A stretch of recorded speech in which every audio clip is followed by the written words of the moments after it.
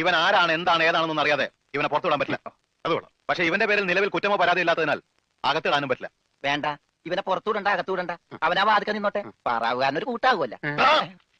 ഇവനെ തൽക്കാലം നിന്റെ കൂടെ വിടുന്നു. എപ്പോ ഞാൻ വിളിച്ചാലും ഇവനെ സ്റ്റേഷനിൽ കൊണ്ടുവരണം. അപ്പോ ഇതിന് ചെലവൊന്നും വേണ്ട. ഇതെന്റെ ഒരു ഔദാര്യമായി കൂട്ടിയാൽ മതി.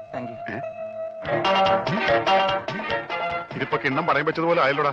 ആകപ്പാടെ കടവും കടപ്പടി, കൂട്ടത്തിൽ ഒരു ഉരുപ്പടി, പോരാത്തതിന് കയ്യിലൊരു കുറിപ്പടി. ജുബേ ഒരെണ്ണം തന്നില്ലേ? ഇനി മുഷിന് നാളെ കാപ്പാ തരാം. യമക്കെ കയ്യിലുള്ള പോട്ട് പോകാതെ നോക്കട്ടെ.